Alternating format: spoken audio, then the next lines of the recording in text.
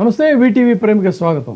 ఆంధ్రప్రదేశ్లో అటు అధికార కూటమి, ఇటు విపక్ష వైసీపీ ఈ రెండు పరిస్థితులు ఎలా ఉన్నాయంటే, అధికార కూటమి చెబుతుంది ఏంటంటే ఆడుదాం ఆంధ్ర వికృత రాజకీయ క్రీడ అని చెప్పని వాళ్ళు సవాల్ విసురుతుంటే, ఎస్ దానికి మేము కూడా సిద్ధంగానే ఉన్నామని చెప్పని వైసీపీ చెప్తుంది. ఈ వికృత రాజకీయ క్రీడ ఆటలో ఇప్పటికే వైసీపీకి సంబంధించినటువంటి ప్రధానమైనటువంటి చాలా మంది నాయకులు అరెస్ట్ అయ్యారు, జైలుకి వెళ్లారు, బెయిల్ తెచ్చుకుని బయటకు వచ్చారు. జైలుకి వెళ్లి బెయిల్ మీద బయటకు వచ్చినా కూడా స్వరం పెంచుతున్నారే తప్ప స్వరం ఎక్కడ తగ్గట్లేదు. ఆ పరిస్థితుల్లో ఈ హంటింగ్ అనేది ఇంకా మొదలవుతూనే ఉంది. ఈ గట్టిగా స్వరం వినిపించేటువంటి వాళ్ళల్లో ప్రధానంగా ఇప్పుడు ఇంకా అరెస్ట్ అయ్యి జైలుకి వెళ్లాల్సినటువంటి వాళ్ళ ఖాతాలో ఉన్నటువంటి పేర్లు ఇంకా రెండు ప్రధానమైన పేర్లు ఉన్నాయి. అంతకు ముందు నేను చెప్పాను అంబటి రాంబాబు, పేర్ని నాని ఇద్దరు సిద్ధంగాని. అందులో అంబటి రాంబాబు ఆయనది అయిపోయింది.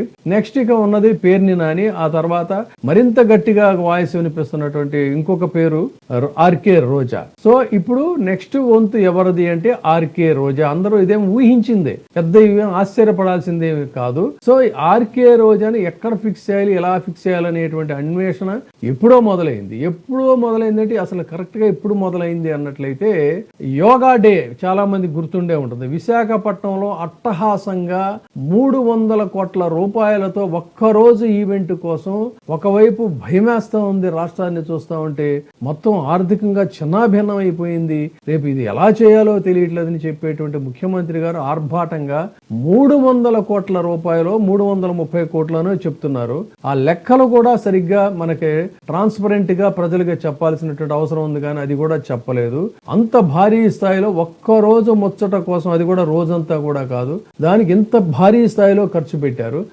దీని మీద ఆర్కే రోజా కూడా చాలా తీవ్రంగా విమర్శలు చేసిన నేపథ్యంలో అక్కడే ఆడుదాం ఆంధ్ర గతంలో జగన్మోహన్ రెడ్డి గారు సీఎం గా ఉన్నప్పుడు రోజా అంటే ఆవిడకి టూరిజము ప్లస్ ఈ స్పోర్ట్స్ ఇవి కూడా ఉన్నాయి శాఖలో. ఇందులో ఆవిడ మంత్రిగా ఉన్నటువంటి సందర్భంలో ఆడుదాం ఆంధ్ర అనేటువంటి ఒక కార్యక్రమాన్ని భారీ స్థాయిలో నిర్వహించారు. సో ఈ విషయంలో ఇప్పుడు తాజాగా ఏం చేశారంటే ఈ ఆడుదాం ఆంధ్రాకి సంబంధించి చాలా కాలంగా దాన్ని దుర్భిణి వేసి అన్వేషణ జరుగుతూనే ఉంది. ఎట్టకేలకు ప్రభుత్వం దీనికి సంబంధించి ఇంటెలిజెన్స్ చెప్తుంది ఏంటంటే 40 కోట్ల రూపాయలు ఈ ఆడుదాం ఆంధ్రాలో గోల్మాల్ జరిగింది.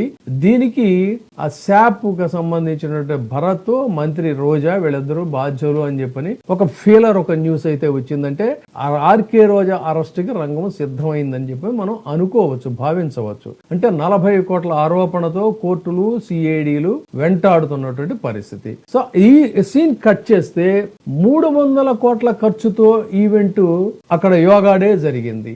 మరి దానికి సంబంధించి ఏంటి అన్నట్లయితే ఎక్కడా కూడా విమర్శలు చేసినా దానికి ట్రాన్స్పరెంట్ గా వాళ్ళు ఏం జవాబు చెప్పలేదు. కానీ 100 కోట్ల రూపాయలతో 45 రోజుల పాటు మొత్తం యావత్ ఆంధ్రప్రదేశ్ లో జిల్లాల వారీగా స్పోర్ట్స్ డేలు నిర్వహిస్తే దాని మీద మాత్రం 40 కోట్ల రూపాయలు గోల్మాల్ జరిగిందనేటువంటి ఒక ఆరోపణలు, సిఐడి కేసులు, అరెస్టుల వార్నింగ్ బెల్స్ ఇవన్నీ కూడా వినిపిస్తూ ఉన్నాయి. మరి యోగా డే 300 నుంచి 300 కోట్ల ఖర్చు అన్నప్పుడు మరి దానికి సంబంధించి మీరు వివరాలు, ఖర్చులు ఎందుకు బయట పెట్టరు? యోగా ఖర్చు మీద డైరెక్ట్ ప్రశ్న ఏంటంటే ఇది ఒక యోగా దినోత్సవమా లేక ఒక ఈవెంట్ మేనేజ్మెంట్ షోనా? అంత డబ్బుతో బ్రాండింగ్ చేయాల్సినటువంటి అవసరం ఉందా? సరే చేశారు, అదేమైనా సజీవగా సాగిందంటే కోట్ల రూపాయలు ఖర్చు చేశారు యోగా మ్యాట్స్. కానీ డెడ్ చీప్ క్వాలిటీ అని చెప్పని అది వాడినటువంటి వాళ్ళు, పిల్లలు వాళ్ళందరూ కూడా లబోదీబోం అని చెప్పన్నారు. మ్యాట్ల కోసం ఎలా కొట్లాటలు జరిగినాయి కూడా మనం వీడియోలో చూసాం. సో ఇక్కడ మ్యాట్ మీద ఈ దీన్ని ఖరీదు చేసిన వాళ్ళు ఎవరు, దీంట్లో ఎందుకు ఇదైంది? విద్యార్థులు, ఎంత గిరిజన విద్యార్థులు తీవ్రమైనటువంటి ఇబ్బందులకు పడ్డారు. మామూలుగా కాదు, వాళ్ళకి ప్రాపర్ అకామిడేషన్ కూడా లేదు. వాళ్ళని పశువుల మందలాగా లోపల తోసేసినటువంటి పరిస్థితి. సరైన ఆహారం లేదు, నీరు లేదు.